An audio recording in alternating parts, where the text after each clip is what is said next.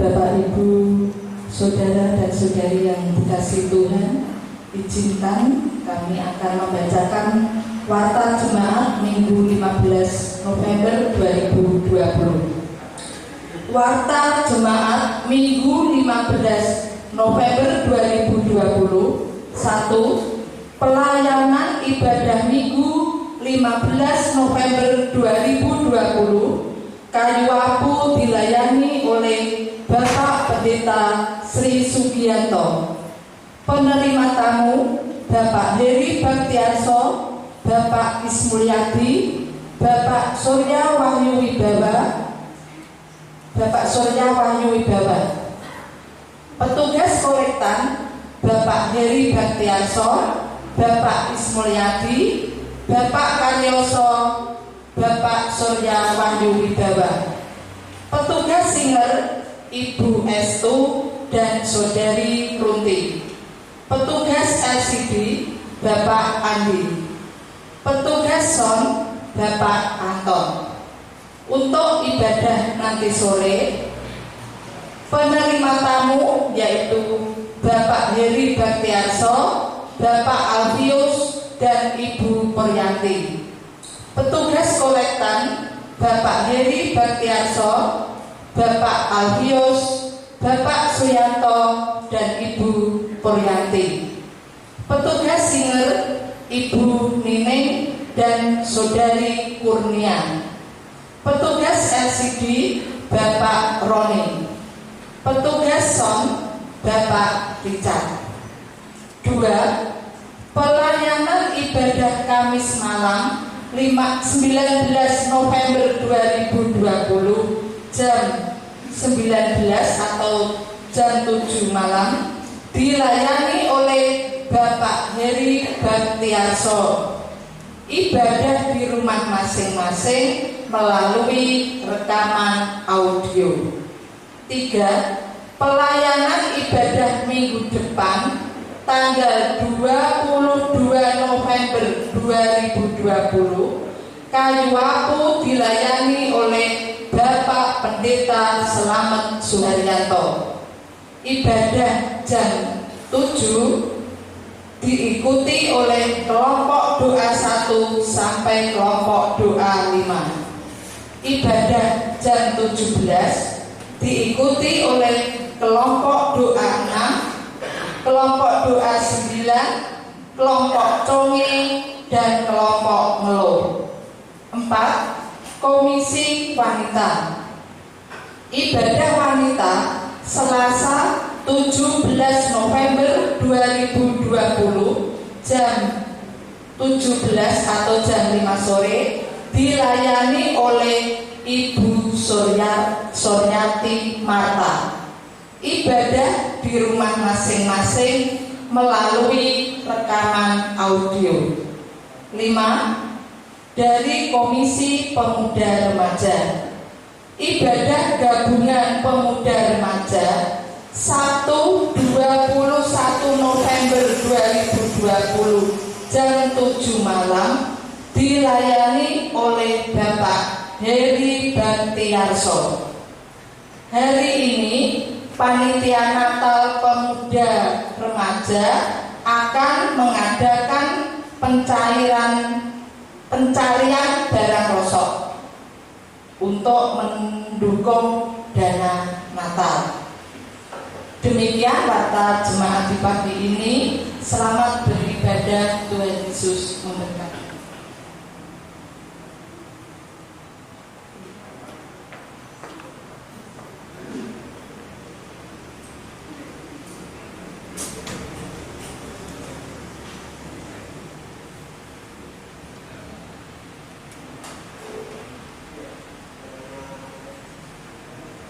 Shalom, selamat pagi Bapak, Ibu, dan Saudara yang dikasihi di dalam Kristus. Mari sebelum memulai ibadah kita pagi ini, kita pertama mengucap syukur bahwa di dalam masa pandemi ini Tuhan berikan kita berkat kelimpahan, terlebih lagi kesehatan untuk tetap melaksanakan ibadah dalam masa pandemi ini.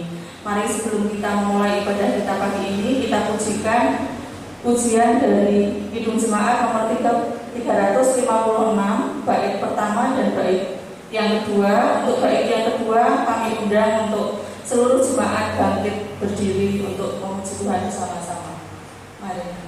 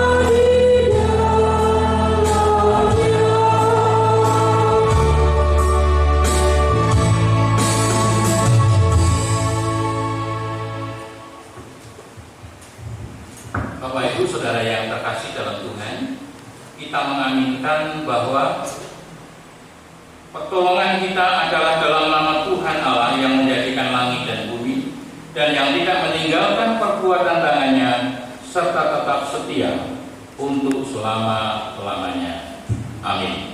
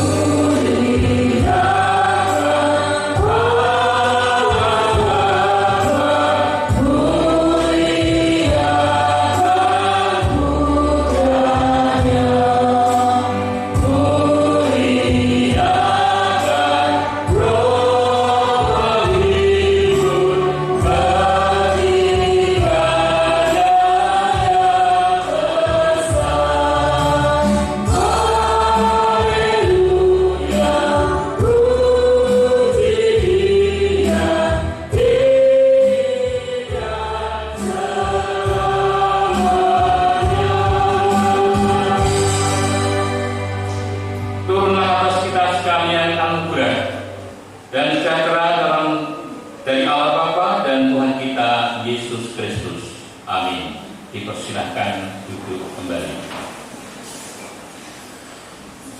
Bapak Ibu Saudara yang terkasih dalam Tuhan,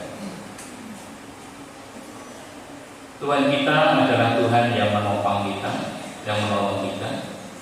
Baik apapun yang kita alami, Tuhan akan bersama dengan kita. Untuk itu mari kita akan pujikan bersama-sama lagu ini, Badai Topan Dunia.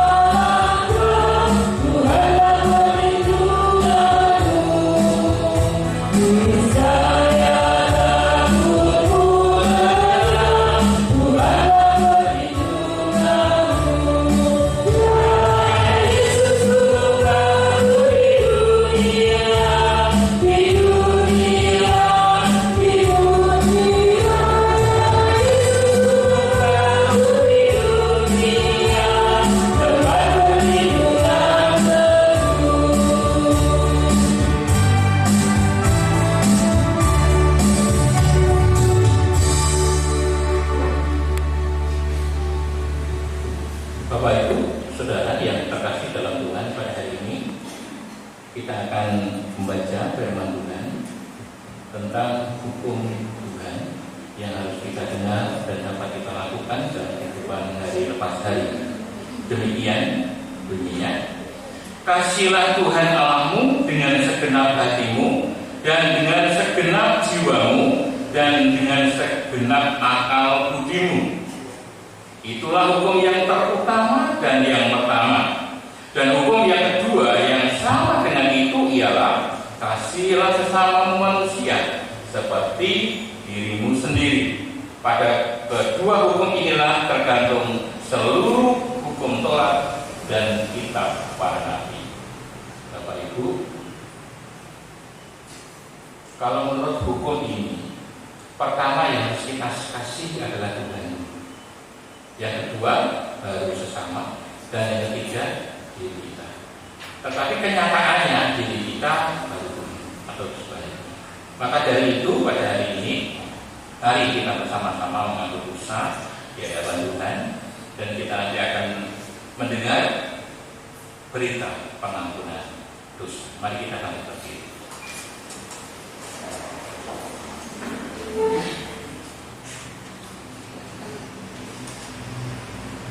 Jikalau kita mengatakan bahwa kita tidak berdosa, maka kita menipu diri kita sendiri dan kebenaran itu tidak ada di dalam kehidupan kita. Oleh karena itu, mari kita mengaku dosa kita di hadapan Allah. Ya Tuhan, Engkaulah Allah yang maha besar dan hebat, bahwa kami sudah berbuat dosa, sudah bersalah, serta sudah berbuat jahat. Maka sekarang ini ya Tuhan, dengarkan doa kami, ampunilah kiranya segala dosa kami, karena di dalam kami mempersembahkan permintaan doa kami di hadapan ini bukan bertumbuh pada kebenaran kami, melainkan kepada segala rahmat-Nya yang amat melimpah. Amin.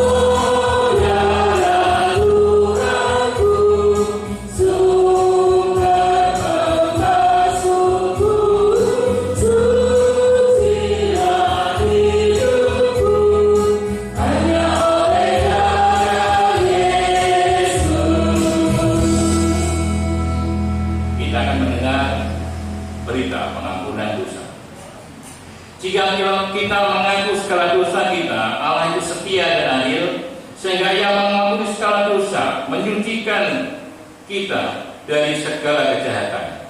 Karena dengan anugerah itu kita diselamatkan, oleh sebab iman, maka hal itu bukannya pekerjaan kita, melainkan karunia Allah. Syukur kepada Allah sebab anugerahnya yang tidak terkira itu. Amin.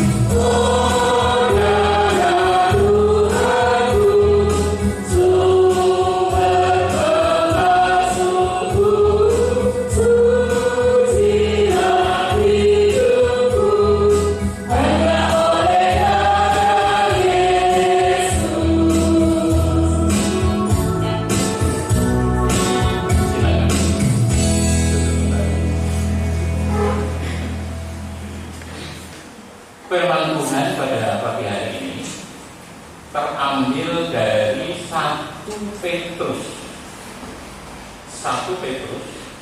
pasal yang keempat ayat yang ke-7.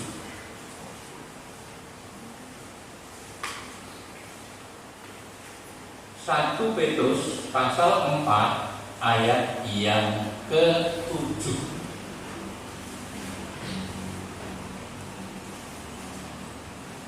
Saya akan bacakan firman Tuhan ini dalam nama Tuhan Yesus. Kesudahan segala sesuatu sudah dekat. Karena itu kuasailah dirimu dan jadilah tenang, supaya kamu dapat berdoa. Dalam versi Indonesia Literal Translation saya bacakan demikian, supaya kita mudah melihat juga dari Alkitab lain sama artinya. Demikian. Dan akhir segala sesuatu sudah dekat. Oleh karena itu berpikirlah jernih. Tadi itu kuasailah dirimu, tapi di sini berpikirlah jernih dan sadarlah dalam doa. Nah, Bapak Ibu, saudara-saudaraku yang terkasih dalam Tuhan, berbahagialah kita yang membaca, mendengar, serta melakukan kehidupan kita hari lepas hari. Amin. Mari kita takut dalam Tuhan sebelum kita mendengarkan kebenaran Tuhan.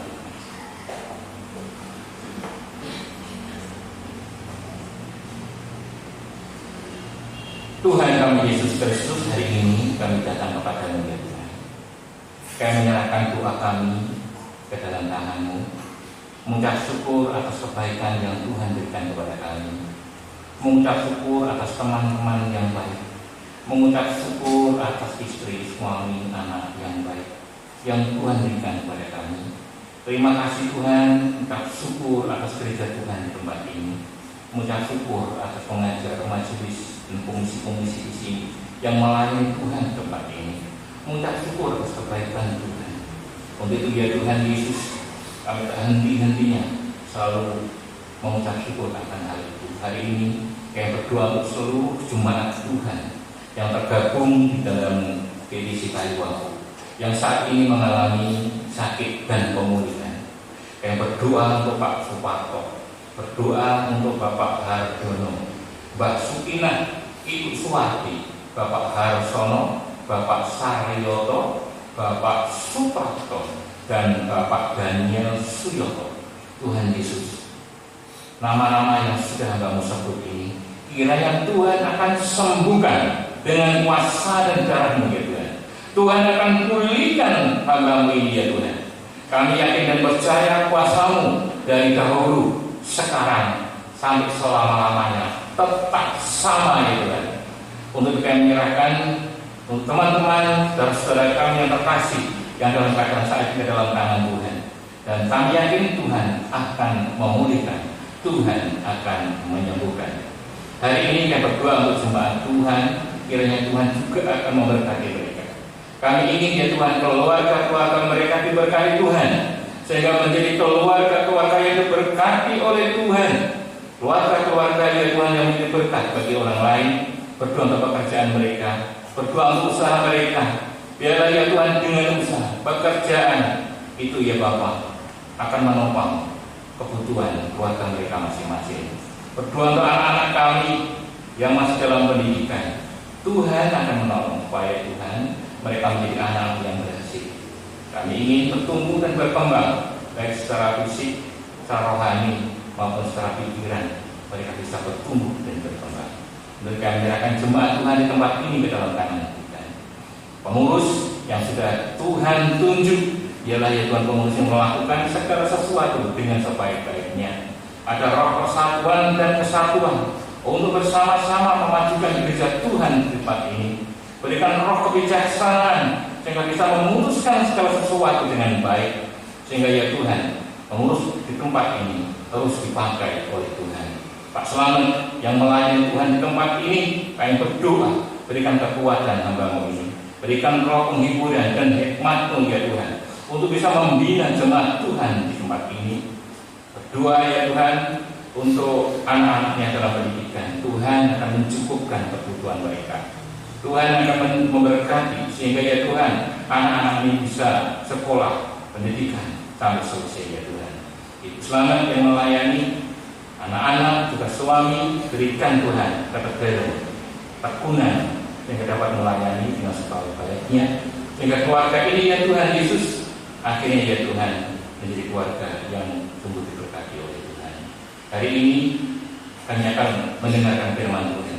Berikan kami hikmat supaya kami bisa mendengar firman Tuhan dengan baik. Kuasai hati pikiran kami, ruangan ini, sehingga ya Tuhan firman Tuhan tidak sia-sia. Ada berkat-berkat yang tercurah dalam kehidupan kami, sehingga mendewasakan iman kami.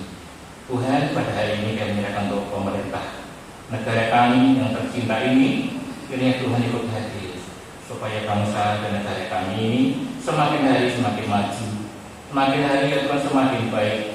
Ada kendala-kendala ya Tuhan biarlah bisa ditangani bersama-sama, apalagi dengan penyakit COVID, banyak hal yang landai, baik di bidang pendidikan, bidang ekonomi.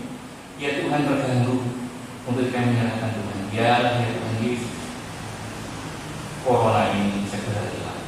Untuk itu kami menyerahkan Pak Presiden, Pak Jokowi, biarlah ya Tuhan bisa memimpin dengan teman-temannya sehingga bangsa kami menjadi lebih baik. Inilah doa kami yang kami serahkan di dalam nama Tuhan kami Yesus Kristus.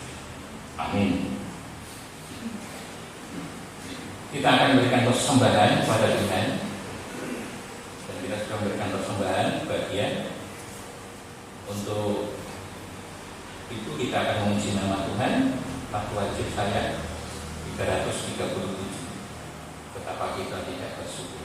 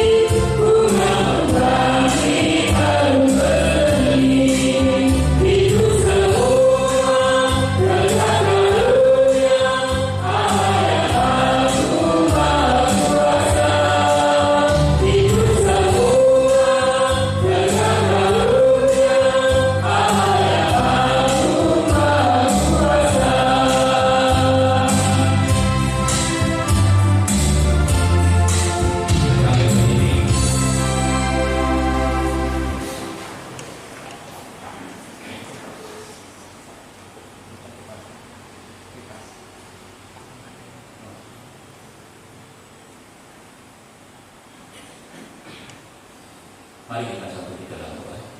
Kami menyerahkan persembahan ini ya Tuhan. Kiranya Tuhan sucikan persembahan ini, sehingga Tuhan persembahan ini bisa dipakai sebagai alat pelayanan di tempat ini ya Tuhan. Berdoa teman-teman yang mengelola keuangan ini, berikan roh kebijaksanaan sehingga bisa mengelola dengan sebaik-baiknya, sehingga menghasilkan sesuatu yang baik ya Tuhan. Kami menyerahkan untuk jemaat Tuhan yang sudah memberikan persembahan ini, berkati ya Tuhan keluarga mereka masing-masing, berkati ya Tuhan usaha mereka, pekerjaan mereka ya Tuhan, pendidikan anak-anak, supaya ya Tuhan Yesus kami menjadi keluarga-keluarga yang setia kepada Tuhan, dan Tuhan berbuat yang terbaik bagi keluarga-keluarga kami. Inilah ya Tuhan doa kami yang kami sampaikan hanya di dalam nama Tuhan kami Yesus Kristus, Tuhan dan kekasih jiwa kami. Amin. Dipersilakan buku kembali. Salam Bapak Ibu. Saya akan baca sekali lagi ayat ini supaya kita ingat. Dan akhir segala sesuatu sudah dekat. Oleh karena itu berpikirlah jernih dan sadarlah dalam doa-doa. Ini versi yang lain, ini versi Bapak Ibu yang bawa Alkitabnya.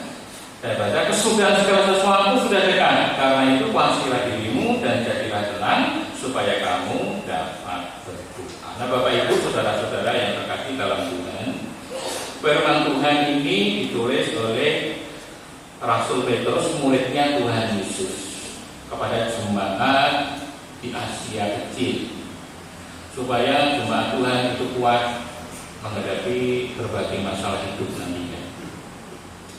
Nah di sini dikatakan firman Tuhan bagaimana ketika kita menantikan Tuhan sudah dekat, apa yang harus kita lakukan sebagai anak-anak Tuhan. Karena Tuhan Yesus sudah akan datang yang kedua kalinya. Kalau kita melihat firman Tuhan ini dikatakan yang pertama adalah kuasailah dirimu. Kata-kata kuasailah dirimu itu sama dengan berpikirlah yang jernih. Berpikirlah yang murni. Berpikir jernih artinya adalah pikiran ini diisi oleh ajaran Tuhan, diisi oleh firman Tuhan, sehingga kalau otak kita dibuka isinya Tuhan Yesus, dan itu yang kita imani, itu namanya jernih, itu namanya murni. Kalau itu isinya Tuhan Yesus, ajaran itu yang kita percaya dan kita lakukan, pikiran kita, di otak kita ya, di hati kita, ini namanya jernih namanya. Apakah yang jernih ini bisa karo? Bahasa Inggrisnya buta. Pikiran yang jernih tadi, atau yang murni tadi, kalau emas 24 karat bisa menjadi 23 karat, bisa. Makanya firman Tuhan mengatakan perintah kuasailah dirimu, berpikirlah dengan jernih. Karena apa? Ayat yang selanjutnya itu dalam firman Tuhan ini, ayat 12 sampai ayat yang ke-19, kalau kita baca itu penderitaan Anda. Dan itu bisa membuat pikiran yang jernih tidak jernih lagi, buta. Yang murni lagi tidak akan menjadi murni. Banyak ajaran-ajaran yang membutakan pikiran kita. Jadi, kalau di Jawa ini banyak, kalau di sini nggak ada. Banyak orang Kristen di sana itu jadi Kristen, tapi masih mengikuti ajaran kebatinan. Batin itu ajaran kebatinan ada, sini nggak ada. Jadi jangan dicampur dengan itu. Itu bisa terjadi kalau ada masalah-masalah yang terjadi, yang berat itu. Tuhan kok tidur ya, kemudian yang lain. Kalau begitu bolehkah kita belajar tentang kebatinan? Bolehkah kita belajar tentang yang lain? Boleh, tapi tidak perlu dilakukan itu hari-hari. Maka dari itu Bapak Ibu, ini pikiran yang jernih ini penting dalam kehidupan kita. Kenapa itu penting? Pikiran itu menentukan apa yang kita lakukan. Pikiran itu sangat menentukan apa yang kita lakukan dalam kehidupan kita hari ini. Apa yang kita bicarakan itu sangat menentukan. Itu pikiran kita. Makanya kita harus pikiran kita harus jernih. Tidak usah diisi apa-apa lagi. Tidak boleh ditambah-tambah lagi. Kalau sudah isinya firman Tuhan Yesus, ya itu saja. Itu yang kita taati, yang kita lakukan dalam kehidupan kita hari lepas hari. Sangat menentukan pikiran kita dalam kehidupan hari lepas hari. Baik cara bicara kita maupun dalam tingkah laku kita. Nah, mengapa Tuhan mengatakan kita harus memiliki pikiran yang jernih? Nomor satu saja, nanti gak cukup waktunya. Karena begini, hanya orang yang memiliki pikiran yang jernih atau yang murni, orang itulah yang dapat menyenangkan hati Tuhan. Kalau nggak punya pikirannya budak, nggak bisa menyenangkan hati Tuhan. Maka jadi di sini ada pikiran yang jernih, hanya orang yang jernih lah, orang yang bisa menyenangkan hati Tuhan, dan yang kedua hati sesama. Kenapa?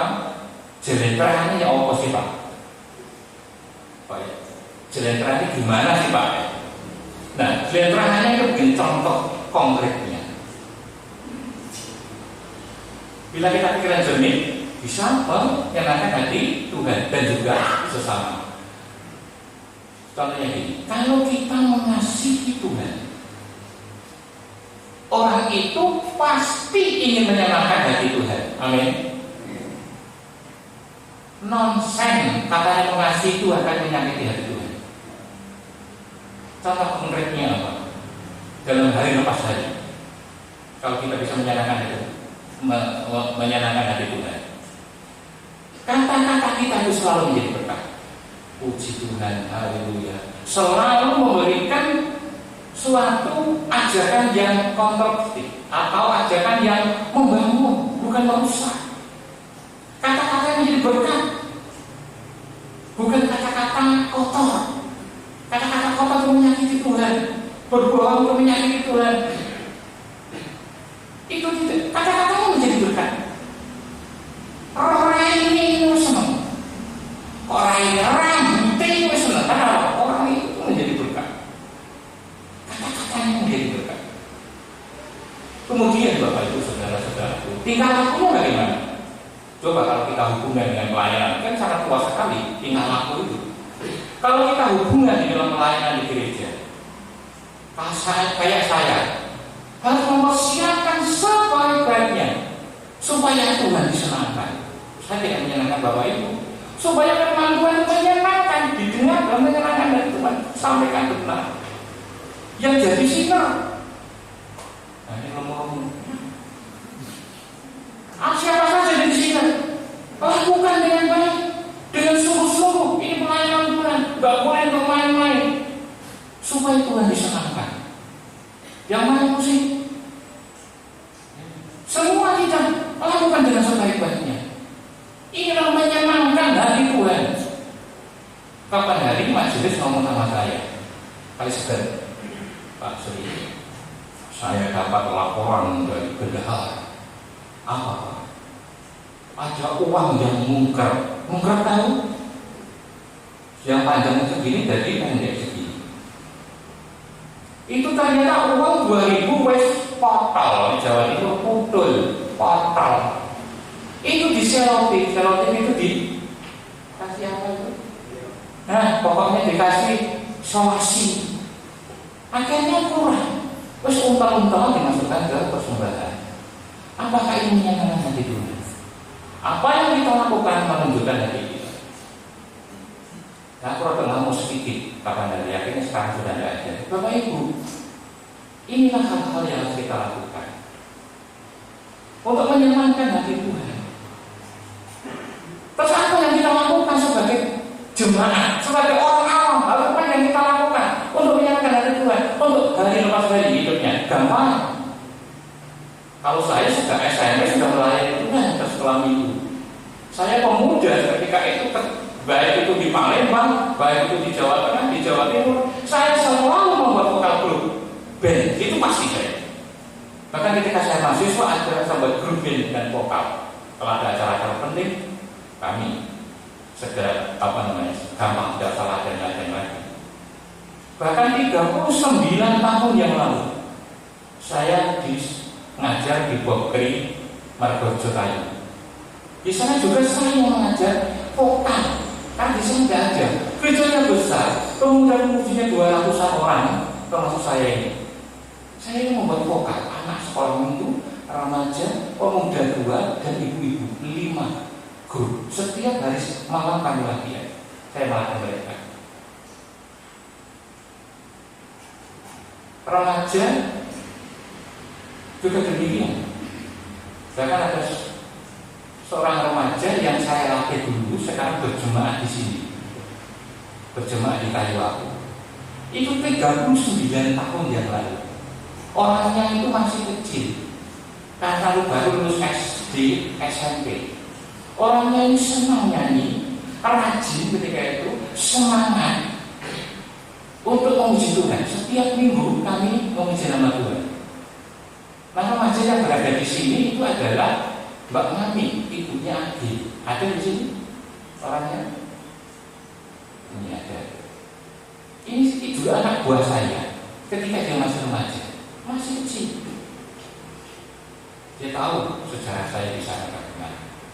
Bapak Ibu, dimanapun kita berada, mari kita lakukan apa yang kita bisa untuk memuliakan nama Tuhan.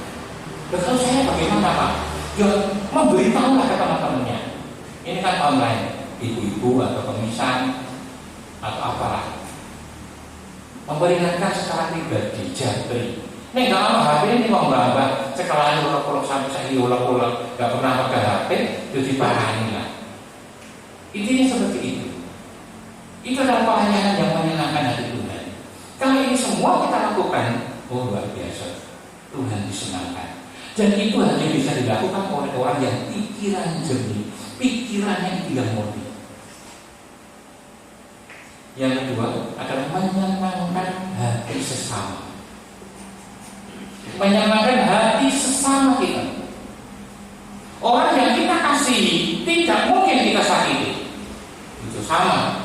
Orang yang kita kasihi dan kita pikirkan tidak akan mungkin kita menyakiti. Kalau kita itu pasti kata-katanya yang membesarkan hati. Mungkin saya hari ini masa apa? Ya, wah hati ini bedodok ilmunya mekrok. Kenapa? Senang. Tidak mungkin orang yang dikasih dari pikiran ditulis ini Del budel. Hari ini masa apa? Oh jadi khusus sudah aku dengan budel. Tidak mungkin. Orang ini contoh konkret. Kata-kata itu kata-kata yang membangun. Kemudian Bapak Ibu, tinggal laku. Semua praktis dalam kehidupan kita hari lepas dari jajan. Hari lepas dari jajan. Umpamanya yang kita kasih itu senangnya mangut, kepala manyung. Pasti kita beri manyung, kepalanya mangut, kepala manyung. Tidak mungkin orang yang kita kasihi, kita kasih manuk kepala kobra, tidak mungkin. Kalau orang itu senang pepes kakak, tidak mungkin orang itu kita kasih pepes kepala mencawa. Tidak mungkin. Pasti yang terbaik. Jadi inilah hal itu yang dilakukan oleh orang-orang yang jernih pikirannya. Bapak Ibu Saudaraku yang terkasih di dalam Tuhan Yesus Kristus, itu yang pertama. Kalau ingin menyenangkan sesama, menyenangkan Tuhan dan juga menyenangkan hati sesama. Dan yang kedua, mengapa kita pikirannya jernih?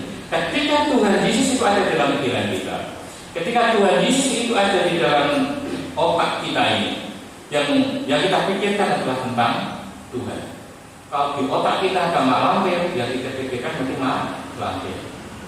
Di dalam ini kita rorok kidul, yang keluar ceritanya rorok kidul. Tapi kalau kita itu ada Tuhan Yesus yang kita ceritakan Tuhan Yesus, dan karakter kita ini menjadi karakter yang seperti Tuhan, itu pasti muncul. Dan itu orang yang jernih hatinya, memiliki karakter kan banyak sekali, tapi di sini dibatasi itu adalah 3. Berani, karakter memiliki keberanian di dalam kehidupan. Apa keberanian di sini artinya? Berani adalah artinya kemauan dan kemampuan tetap berdiri pada tempatnya. Itu artinya tidak bergeser, tidak kemana-mana, tetap pada tempatnya. Kemampuan untuk tetap berdiri. Artinya adalah kita tetap walaupun ada angin, ombak, tidak tergeser, tetap kita di tempat kita, tempat kepercayaan kita, tetap kalau kita tetap di pokok anggurnya.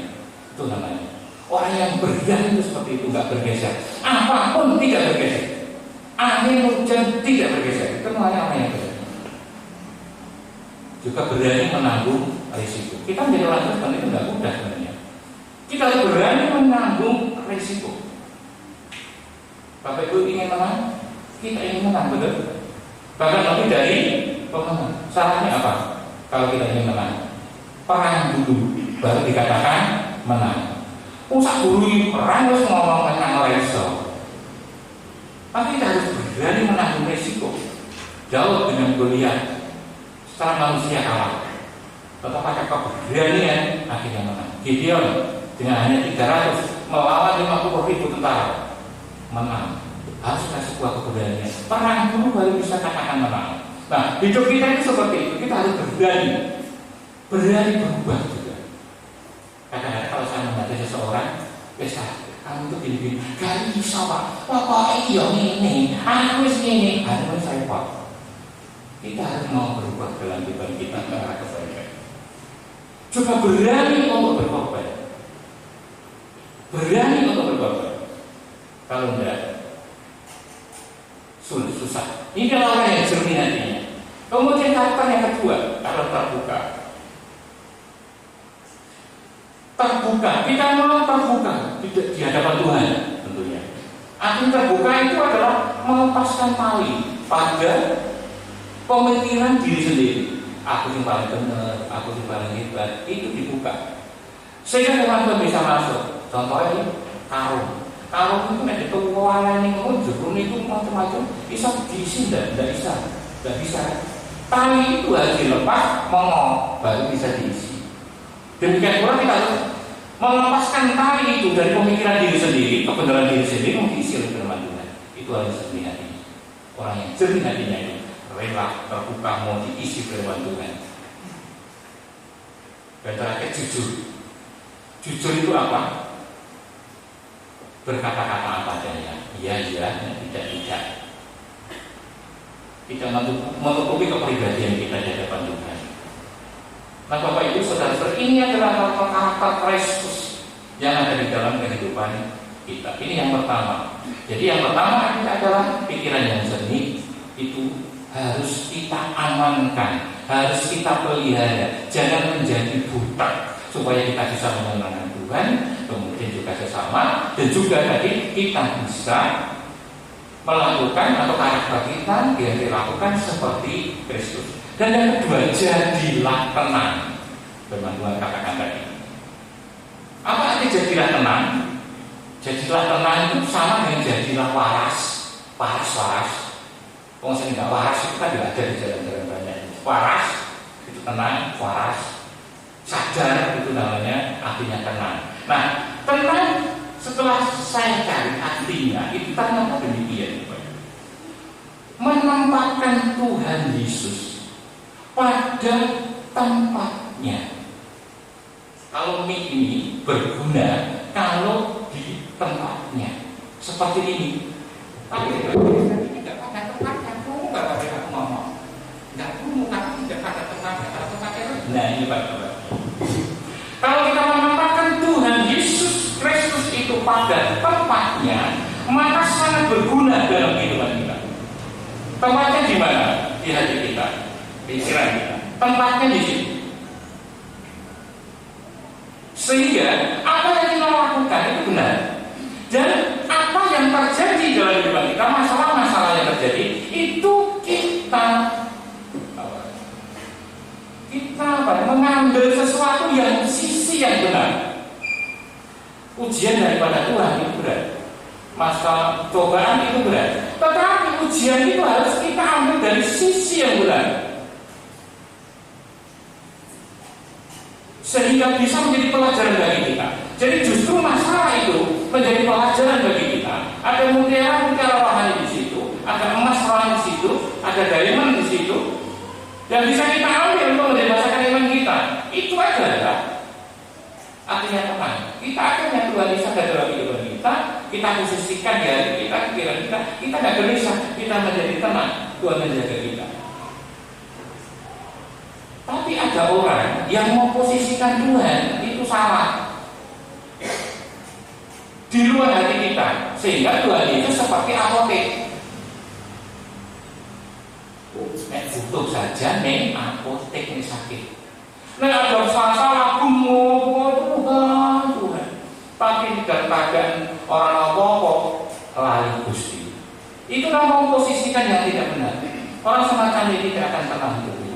Maka dari itu Bapak Ibu, Tuhan memberikan gambaran kepada kita. Yang pertama adalah ketika mau datang yang kedua kali ini, yang pertama mari kita berpikir jernih, yang mau kita amankan pikiran itu, jangan diisi oleh yang lain. Kecuali firman Tuhan Yesus yang ada dalam kehidupan kita, dan itu kita imani, kita percaya, dan kita lakukan. Dan yang kedua adalah mari kita hidup dalam ketenangan. Karena apa? Menempatkan Tuhan Yesus itu pada tempatnya dalam kehidupan kita. Sehingga segala hal yang terjadi itu menjadi pelajaran bagi kita. Masalah menjadi pelajaran bagi kita, bukan masalah mengombang-ambingkan hidup kita.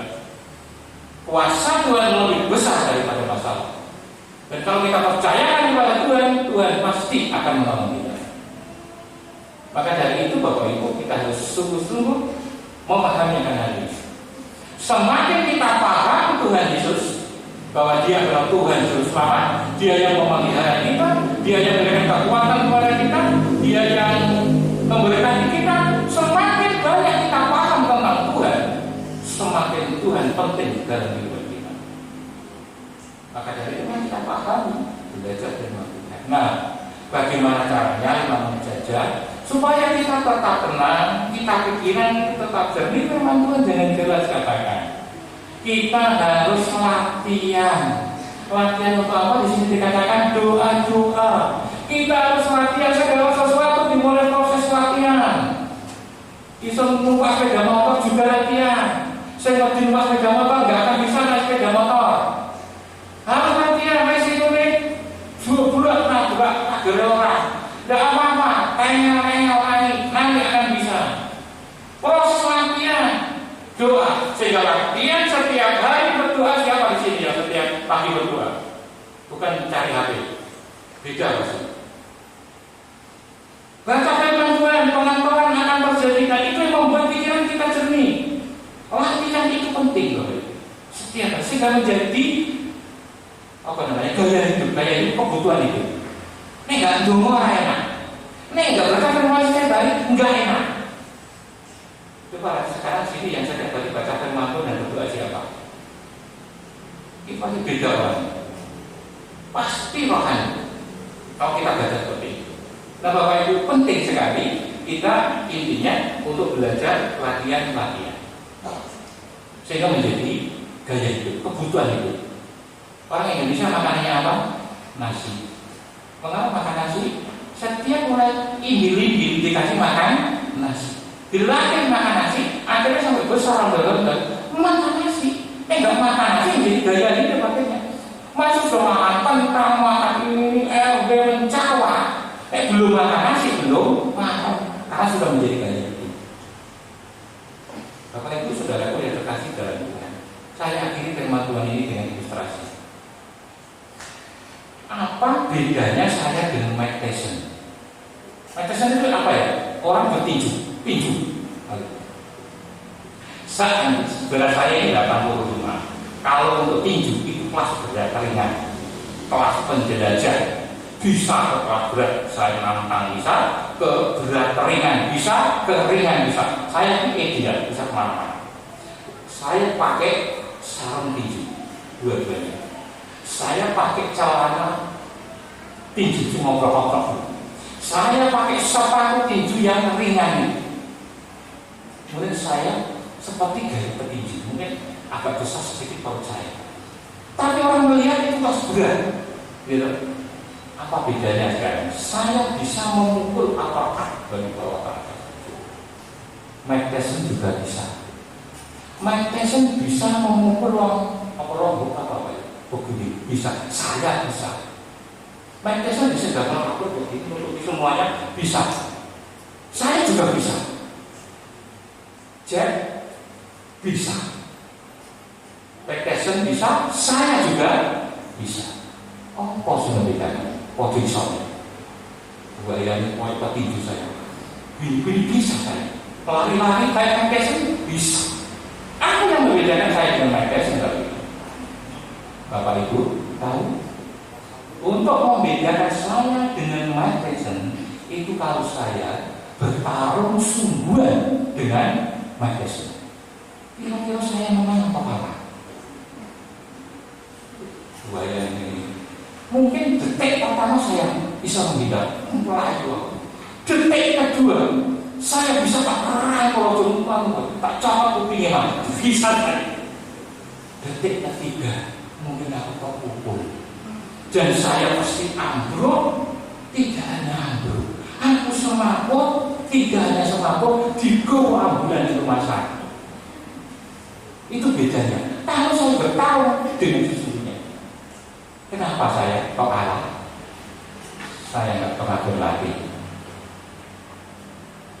Kelihatannya bisa kaget, tapi kalau saya berlatih perang dengan sesungguhnya, kawan kalah. Bapak Ibu, ini ilustrasi bagi kita semuanya. Mungkin pada hari Minggu foto-foto terkawin. Pada yang disampaikan sama.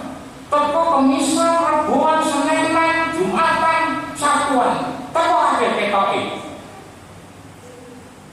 Tapi kalau kita latihan pribadi berdoa dan baca firman Tuhan, kalau kita diperhadapkan pada perang yang sesungguhnya, menghadapi masalah yang berat dengan sesungguhnya, kita tahu. Seperti saya tadi bawa maka dari itu ayo kita taati firman Tuhan. Pikiran kita yang jernih mari kita jaga dengan latihan berdoa dan firman Tuhan secara pribadi, supaya kita menjadi orang yang kuat. Kita perang mengalami kemenangan, nama Tuhan Yesus akhirnya dipermuliakan. Amin. Bila firman Tuhan pada hari ini telah menjadi berkat bagi kita semuanya. Mari kita satu di dalam doa. Tuhan kami Yesus Kristus, pada hari ini Tuhan kami menyerahkan firman Tuhan ini ke dalam tangan Tuhan. Berikan kami kekuatan untuk melakukan semuanya ini, sehingga kami tetap bisa menjaga pikiran kami yang jernih. Karena hanya pikiran ini, dari pikiran ini sangat menentukan apa yang kita ucapkan dan apa yang kita lakukan. Bapa kami yang di surga, dikuduskan namamu, datanglah kerajaan-Mu, jadilah kehendak-Mu di bumi seperti di surga.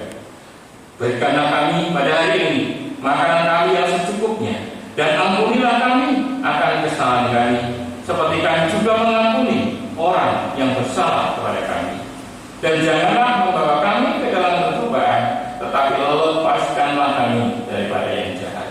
Karena Engkau-lah yang mempunyai kerajaan dan kuasa dan kemuliaan sampai selama-lamanya. Amin. Baik, kita bangkit berdiri. Kita akan mengucapkan pengakuan iman Rasul kita.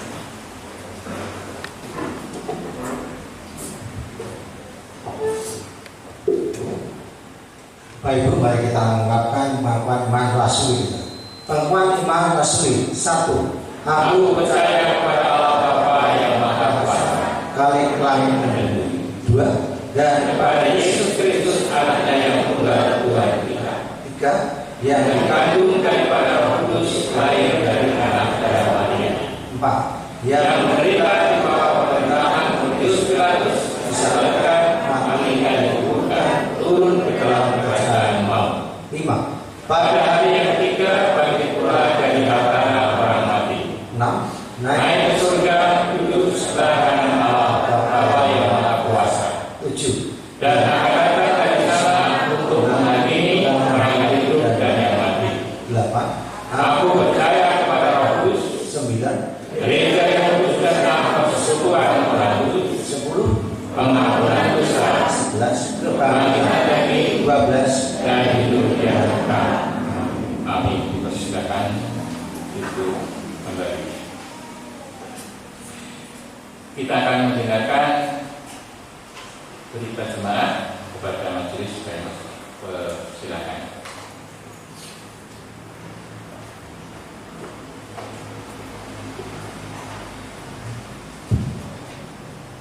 Terima kasih waktu yang diberikan kepada kami, Bapak Ibu, Saudara dan Saudari yang dikasihi Tuhan Yesus. Izinkan kami akan melaporkan keuangan gereja. Laporan keuangan gereja bulan Oktober tahun 2020. Pemasukan 1. Persembahan kebaktian umum minggu sebesar Rp8.209.000. Persembahan bulanan Rp1.800.000. Persembahan perpuluhan sebanyak 67 amplop sebesar Rp16.621.000. Persembahan syukur sebanyak 11 amplop sebesar Rp1.780.000. Persembahan unduh-unduh sebanyak 127 amplop sebesar Rp13.537.000, sehingga persembahan berjumlah Rp41.947. Pemasukan lain-lain yaitu bantuan dana aksi sosial sebanyak 10 amplop sebesar Rp1.400.000, sehingga pemasukan bulan Oktober sebesar Rp43.347.000. Pengeluaran untuk gaji pendeta, pekerja gereja, dan tali kasih untuk kelompok Kaliseger sebesar Rp11.089.775. Honor pengajar tidak tetap Rp400.000. Keperluan rumah tangga gereja Rp9 juta. Keperluan komisi pelayanan kasih Rp7 juta. Keperluan komisi pendidikan dan seni Rp1 juta. Keperluan komisi PPA Rp1.300.000. Keperluan komisi ibadah Rp100.000. Keperluan komisi pemuda remaja Rp2 juta. Keperluan komisi pertanian Rp1.275.000. Subsidi Natal pemuda remaja sebesar Rp3 juta. Untuk pelayanan kasih yaitu 10% dari persembahan unduh-unduh untuk Bapak Pendeta dan 3 pekerja gereja yaitu sekretaris, merbot, dan penjaga makam sebesar Rp1.400.000. Jadi tadi untuk persembahan unduh-unduh Rp13.537.000 dibulankan Rp14 juta. Sehingga untuk pengeluaran bulan Oktober sebesar Rp3.464.775. Rekapitulasi pemasukan bulan Oktober Rp43.347.000. Pengeluaran Rp3.364.775, sehingga saldo bulan Oktober Rp4.982.225, ditambah saldo bulan lalu sebesar Rp7.253.925, sehingga saldo per 31 Oktober 2020 sebesar Rp7.736.150.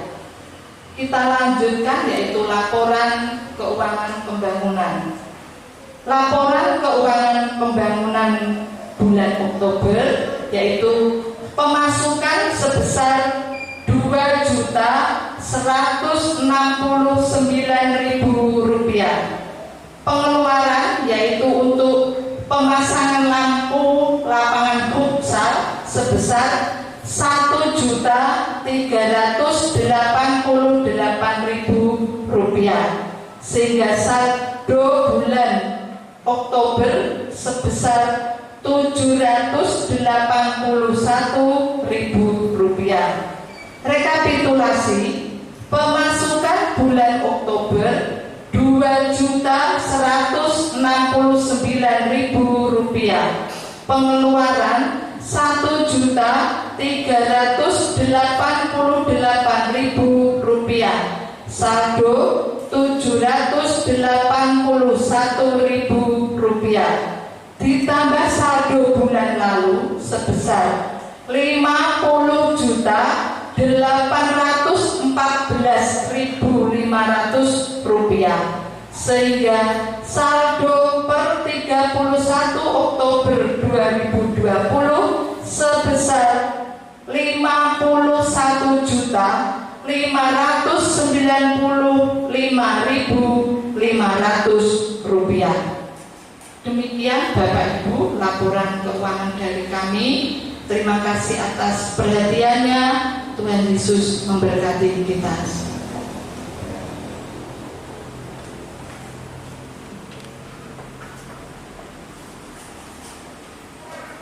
Kuat dan tidaknya kehidupan kita tergantung pada siapa kita serahkan hidup kita. Kalau kita serahkan tangan itu kepada diri sendiri, hidup kita akan lemah. Tapi kalau kita serahkan kepada Tuhan Yesus, maka kehidupan kita menjadi kehidupan yang kuat. Amin. Untuk mengakhiri ibadah pada hari ini, mari kita pujikan dengan sungguh-sungguh berserah pada Yesus.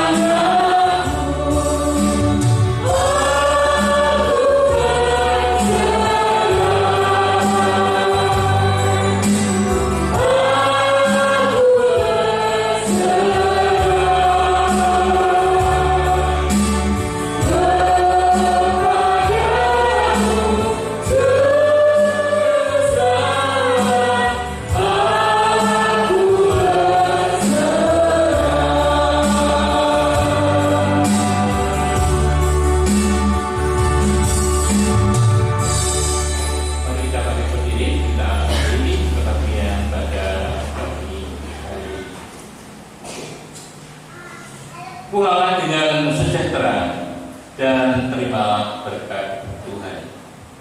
Maka anugerah Tuhan Yesus dan kasih Allah serta persekutuan Roh Kudus kiranya menyertai saudara-saudara sekalian dari saat ini sampai selama-lamanya. Amin.